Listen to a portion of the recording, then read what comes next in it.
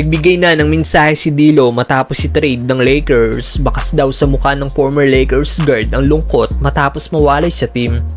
Matapos si trade ng Lakers si D'Lo, hindi nga po nagkaroon ng pahayag ang nasabing guard patungkol sa Lakers. At bago ang debut niya kanina kontra sa Toronto Raptors, na-interview nga po si D'Lo patungkol sa pagbabalik niya sa Brooklyn Nets. At habang ini-interview si D'Lo ng reporter, napansin ng mga fans nakita daw sa mukha ni Russell ang pagka-heartbroken nito. May komento naman na mukhang ayaw daw ni D'Lo na maglaro para sa Brooklyn Nets. May nagsabi naman na paiyak na daw ang Nets guard. Malayo nga po ang naging unang interview ni D'Lo sa Nets sa naging unang interview niya sa Lakers noong 2023 matapos sa matrade siya sa team, dahil kita sa mukha ni D'Lo ang saya sa interview niya noon sa Lakers at sinabi niya pang excited na siyang maglaro sa team. Now, I mean, I'm a grown man now, I'm not a child. I'm excited to showcase it. Bigay sa interview niya sa Nets na more on adjustment ang sinabi niya. For that, you know, you gotta adjust, so it's just been an adjustment for me. I'm just trying to jump right in with these guys.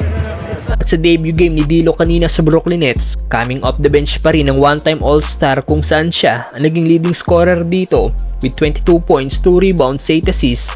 Sobrang efficient din ni Russell sa field na nagkaroon ng 9 of 13 shooting. Narito ang naging highlight si D'Lo laban sa Toronto Raptors.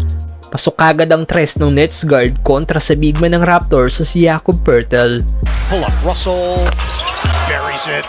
Na-steal by Russell sabay atake sa basket. He sees that one go through. And a steal. Russell to the rim, floats it up. Agresibo talagang inaatake ni D'Lo ang basket kahit may sumalubong pang Raptors player sa kanya ay hindi siya mapigilan. Takes it all the way. And Kahit tutok na rin ang depensa kay Russell, pasok pa rin ang kanyang corner 3-point shot. Russell, tremendous. Nice find by D'Lo matapos makitang libre sa corner ang kanyang teammate na pumukol ng isang tres. The Austrian Poeltl. Johnson lines it up. Keon Johnson. Lupit naman ang move na ginawa dito ni Russell at naipasok niya pa rin ang kanyang tira. What the organization is looking at. The cross, the sauce. Hindi lang sa offense agresibo si D'Lo kanina dahil solid defense din ang ipinakita nito.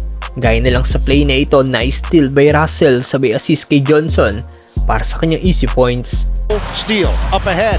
Johnson tracks it down and lays it in. Kahit dalawang Raptors player na ang dumipensa kay D'Lo, wala pa rin silang nagawa para mapigilan ng Nets guard. Shields and scores. Ano masasabi niyo sa naging debut game ni D'Lo kanina mga brother? Turns on Mitchell, floats it up and in. Up the floor in a hurry. Russell return. Martin fit.